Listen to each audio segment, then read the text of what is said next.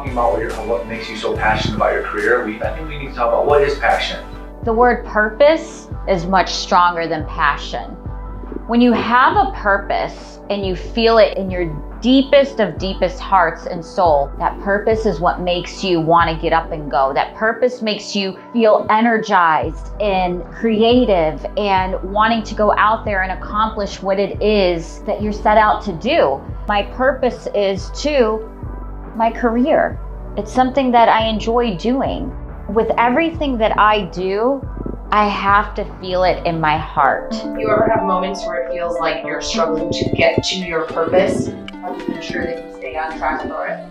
How do you stay strong? I always look at the big picture and know that in order to get to the big picture, it's smaller things that we have to do in life. Take a step back, and I remember what happened, where I was at that moment 10 years ago, 2 years ago, 3 years ago. That's why it's so important to journal, because then you can go back and read about it. I went through a struggle. I went through a really bad divorce, and I was trying to find my purpose and reinvent myself. And I didn't want anything to do with real estate. I'm being honest. Anything that had to do with my past at that moment, I wanted to erase it. I learned so much through that by owning up to the mistakes that I've made and asking myself, what should I do? How can I really reinvent myself and move forward to be able to figure out the next phase in my life? And then I remember, why am I doing this? I have to always remember the why.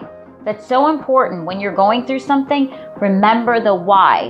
Why are you doing this? Why is this so important to you? And then that keeps you going. So what I did at 30 years old is I went back to school, and I found my passion in terms of wanting to be on television, wanting to write. I didn't care how it was, whether it was behind the scenes, in front of the camera, behind the camera. I just wanted to be in that creative field.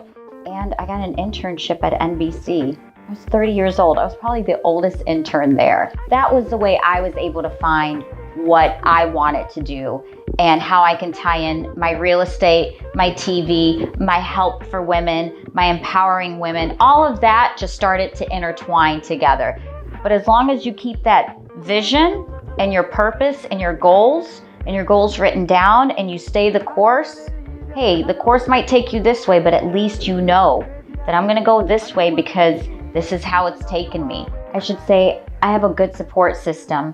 My family, my husband, it's so important to have that, and close friends, people that you could pick up the phone and tell them, hey, I'm having an issue. Could you just help me see the light at the end of the tunnel? And no matter what it is, make sure that person that's giving you that feedback has your best interest. That's the key, and that's important. How do you find a good mentor?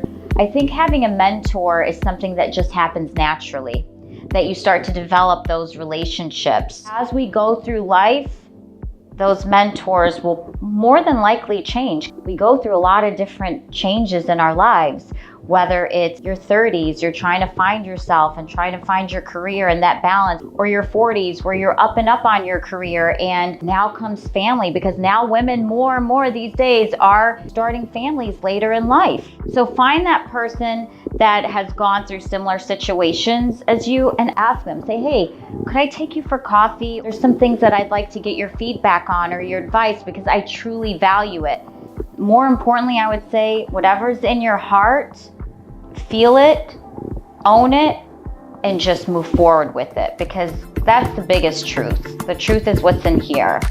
Okay. We're not gonna record. We just want you to talk. Yeah, but just face it that way. I